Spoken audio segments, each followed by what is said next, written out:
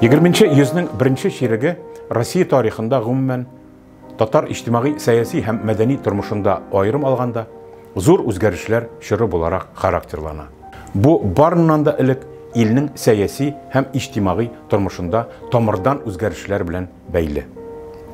Татар шигъриятының күренекле вәкилләреннән берсе Хәсән Туфан әдәбият мәйданына шул вакытларда чыга. Аның иҗаты татар әдәбиятында тулаем бер этап тәшкил итә. Ул 1900 елның 9 декабрендә элекке Казан губернасы Чистай өязе, хәзерге Аксубай районының Иске Кәрмәт авылында туган.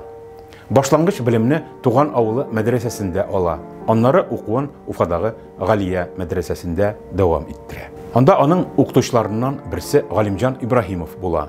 Яшь шагыйрь Шәйхзадә Бабич оештырган музыкаль әдәби түгәрәктә шөгыльләнә.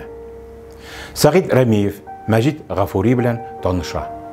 Аннары аның тормышы Урал яклары белән бәйле. Ул андагы рудникларда һәм заводларда, Лысьва шәһәрендәге металлургия комбинатында гади эшче булып эшли. 1918 елдан шул төбәкләрдәге мәктәпләрдә балалар укыта. Хәсән Туфан 1924 елдан Казанда яши башлый. Мәктәптә эшли, Совет әдәбияты журналында хезмәттәшлек итә. Татар радио комитетында мөхәррир була. Шул вакытларда аның беренче шигырьләре матбугатта басылып чыга.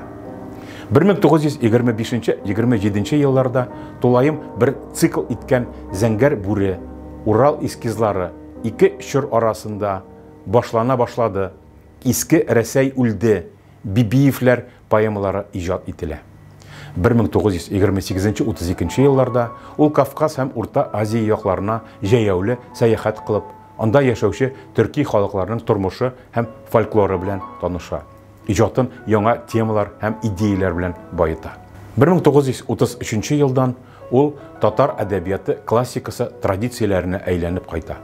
Бу чорда аның Ак кайын, Озату, Оборона маршы, Комсомол маршы, Ант, Юкмыш бабай малайы һәм башка әсәрләре языла. Ант поэмасы кискен тәнкыйтькә дучар була. Шагыйрь җитди идеологик хаталар, сәяси сукырлык, бөек юлбашчы Сталинга яла ягу кебек читкә тайпылуларда гаепләнә. 1940 елда Хәсән Туфан кулга алына һәм 42 елда үлемгә хөкем ителә. Шул елда үлем җәзасы 10 ел төрмә һәм тагы 5 елга хокуклардан чикләү белән алыштырыла. Казан Зөя төрмәләрендә, Мордовияның Потьма лагерендә утыра. Аннан соң сөрген урыны итеп Новосибирск өлкәсенең Устарка районы Покровка авылы билгеләнә. 1956 елның июль урталарына кадәр шагыйрь шул авылда яши. Кыш көннәрендә фермада каравылчы була, җәен колхоз көтүен көтә. Төрмә һәм сөрген еллары шагыйрьнең дөньяга карашына, иҗатына сизелерлек йогынты ясый. Ул гамәлдәге идеологияның тискәре якларын күрә. Ул елларда эчке драматизм һәм трагизм белән сугарылган, алга барышлый, хәят, иртәләр җитте исә, гөлләр инде яфрак яралар, Моабитны күрдем төшемдә, агыла да булыт агыла, сөйли торган материя һәм башка шигырьләрен яза. Урта гасыр төрки татар шагыйрьләренә хас бишәр юллы 5 строфа композициясен файдаланып, татар совет поэзиясын яңа форма белән байыта. Хәсән Туфанның төрмә һәм сөрген елларыннан соңгы иҗатының үзәген милләт, туган тел язмышы, кеше һәм табигать бәйләнешләре, кырыс тормышының матурлыгы турында уйланулар тәшкил итә.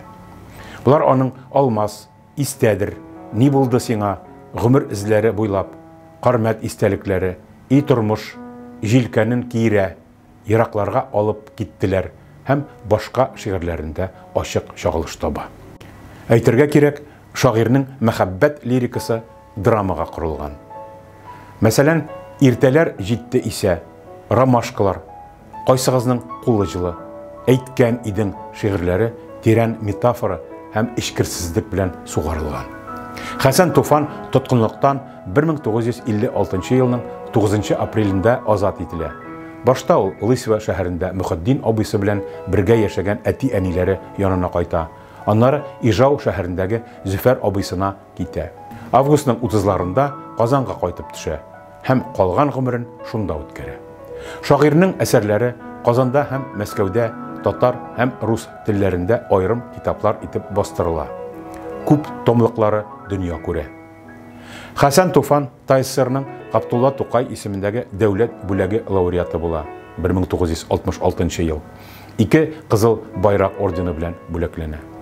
Шагыйрь Хәсән Туфан 1981 елның 10 июнендә Казанда вафат була. Хәсән Туфанны искә алу чаралары, төрле юбилейларын үткәрү эзлекле һәм дәвамлы башкарылып килнә. Казанда тантаналы җыелышлар, фәнни конференцияләр уздырыла. Аларның материаллары аерым гыйльми җыентык итеп бастырыла.